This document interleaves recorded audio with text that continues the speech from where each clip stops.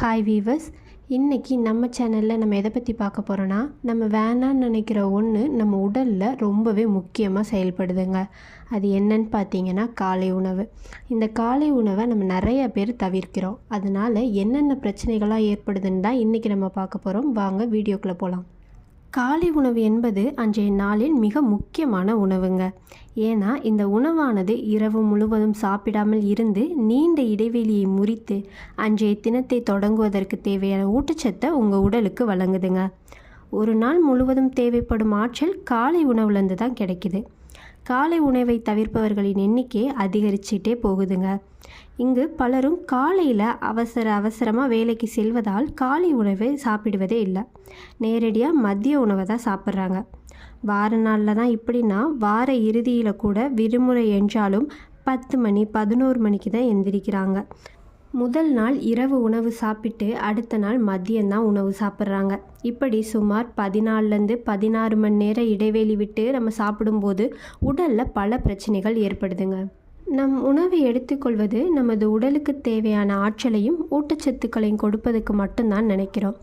ஆனால் சரியான விகிதத்தில் சரியான ஊட்டச்சத்துக்களோடு உணவு எடுத்துக்கொள்ளாத போது அது முதலில் நம்முடைய உடலின் செயல்பாடுகளை குறிப்பாக மெட்டபாலிசத்தை பாதிக்க செய்யுங்க. அது தொடரும் போது நாள்பட்ட வளர்சிதை மாற்ற கோளாறுகள், வாழ்க்கை முறை மாற்றங்களால் ஏற்படும் நோய்கள்லாம் உண்டாகுதுங்க. இப்போ இந்த காலை உணவை தவிர்ப்பதால் உடலில் ஏற்படும் பல பிரச்சனைகள்லாம் என்னென்னு பார்க்கலாங்க. உடல் எடை அதிகரிப்பு.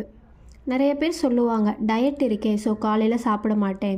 இன்னும் சில பேர் சொல்லுவாங்க நான் குண்டாக இருக்கேன், அதனால் நான் காலையில் சாப்பிட்டேன்னா ரொம்ப குண்டாயிடுவேன். இந்த காலை உணவை தவிர்ப்பதால் உடல் எடை குறையாதுங்க, மாறா உடல் எடை அதிகரிக்கும். நாள் முழுவதும் பசியுடன் இருப்பதால் பசியை போக்க ஏதாவது சாப்பிட்டு கொண்டே இருப்போங்க. இந்நிலையில் உடல் எடை அதிகரிக்குதுங்க, உடல் எடை குறையாது. எழுந்த சிறிது நேரத்திலே ஆற்றல் நிறைந்த சத்தான உணவை சாப்பிடுவதை வழக்கமாக்கி கொள்ளணுங்க. இவ்வாறு சாப்பிடும்போது நாள் முழுவதும் பசியை கட்டுப்படுத்தி அதிகமாக சாப்பிடும் வாய்ப்பை குறைக்குங்க. இதன் மூலம் நொறுக்கு தீனிகளை தவிர்த்து சத்தான ஆரோக்கியமான உணவுகளை தேர்ந்தெடுத்து சாப்பிட்லாம். எனவே நீங்கள் உடல் எடையை குறைக்கணும்னு நினச்சிங்களா, காலையில் சத்தான உணவு சாப்பிடுவது தான் ஒரே வழியுங்க. மூளையின் ஆற்றலுக்கு காலை உணவு ரொம்பவே அவசியங்க. குளுக்கோஸிலிருந்து கிடைக்கும் ஆற்றல் அதிகம் எதிர்பார்ப்பது உடலின் தலைமைச் செயலகமாக செயல்படும் மூளைதான். சாப்பிடாமல் இருப்பதால் குளுக்கோஸ் பற்றாக்குறை ஏற்பட்டு மூளைக்கு தேவைப்படும் ஆற்றல் முழுமையாக கிடைக்காமல் போகிறதுங்க. இதனால் மறதி அதிகரிக்கும், அறிவாற்றலும் குறையுங்க. செய்யும் வேலையை முழு ஈடுபாடுடன் செய்ய மாட்டோம்.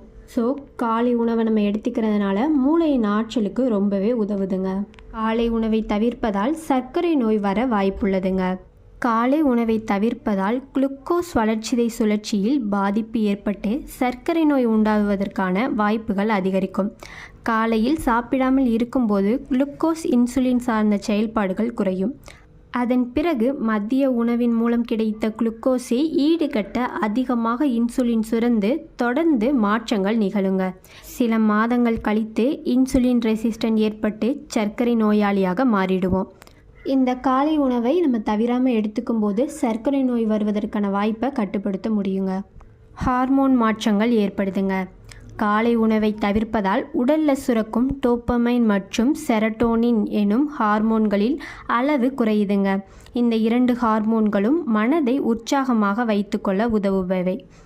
இந்த ஹார்மோன்கள் குறையும் போது பிறரிடம் எரிச்சல், நிதானமின்மை, கோபம் போன்ற உடலில் பல மாற்றங்கள் ஏற்படுங்க. ஆற்றல் பற்றாக்குறை. ஆற்றல் அளவை சீராக வைக்க காலை உணவை தவறாமல் எடுத்துக்கொள்ளுங்க. உங்கள் உடலில் குளுக்கோஸ் அளவை மீட்டெடுத்து தொடர்ந்து நாள் முழுவதும் செயல்படுவதற்கான ஆற்றலை நமக்கு வழங்குதுங்க. ஸோ காலை உணவை நமக்கு தவிராமல் எடுத்துக்கணும். காலை உணவை தவிர்ப்பதன் மூலம் இதயத்திற்கு பாதிப்பை ஏற்படுத்துதுங்க. காலை உணவை முற்றிலும் தவிர்க்கும் பழக்கம் உங்களிடத்தில் இருந்தால் நாளடைவில் அது உங்கள் இதய நலனை பாதிக்கும். ஆக இதய நலனை பாதுகாக்க காலை உணவை தவிராமல் எடுத்துக்கணுங்க. நோய் எதிர்ப்பு சக்தியை குறைக்கும். காலையில் எதுவுமே சாப்பிடாமல் இருந்தால் உடலில் நோய் எதிர்ப்பு சக்தியை குறைய ஆரம்பிச்சிருங்க. எந்த ஒரு வியாதியுமே எளிதில் நம்ம உடலை தாக்கிடும். ஸோ காலையில் ஆரோக்கியமான உணவை சாப்பிட்றதுனால நோய் எதிர்ப்பு சக்தியை அதிகரிக்க முடியுங்க. தலைவலி மற்றும் ஒற்றை தலைவலியை ஏற்படுத்துதுங்க. காலை உணவை தவிர்ப்பதால் தலைவலி மற்றும் ஒற்றை தலைவலி பிரச்சனை வரலாம். நாளில் முதல் உணவை சாப்பிடாமல் இருக்கும்போது போதிய சத்துக்கள் கிடைக்காமல் போகிறது. கிட்டத்தட்ட 12 மணி நேர இடைவெளிக்கு பிறகு நீங்கள் சாப்பிடும் முதல் உணவு என்பதால் காலை உணவை தவிர்ப்பதால் இந்த பிரச்சனைகள்லாம் ஏற்படுதுங்க.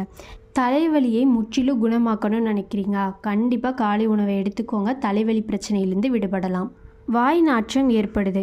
காலை உணவை மென்று சாப்பிடும்போது எச்சில் சுரப்பியில் உள்ள லைசோசோம் வாய்ப்பகுதியில் மையமிட்டுள்ள நுண்கிருமிகளை அழிக்கும். அதுவே உணவை சாப்பிடாவிட்டால் கிருமி நாசினியின் ஆதரவின்றி வாய்ப்பகுதியில் கிருமிகளின் ஆதிக்கம் அதிகரித்து விரைவில் வாய் நாற்றம் ஏற்படுங்க. காலை உணவை எடுத்துக்காத போது உடலில் இவ்வளோ பிரச்சனைகள் ஏற்படுதுங்க. நிறைய பேருக்கு காலை உணவை சாப்பிடாமல் இருக்கிறதுனால என்ன பிரச்சனை வரும்னு தெரியாமலே இருந்திருக்கும். இந்த வீடியோ பார்த்ததுக்கப்புறம் கண்டிப்பாக காலை உணவோட முக்கியத்துவம்லாம் உங்களுக்கு தெரிஞ்சிருக்கும். இனியும் காலை உணவை ஸ்கிப் பண்ண மாட்டீங்கன்னு நம்புகிறேன். காலை உணவை கண்டிப்பாக சாப்பிடுங்க, உடலில் பல பிரச்சனைகளை தடுக்கலாங்க.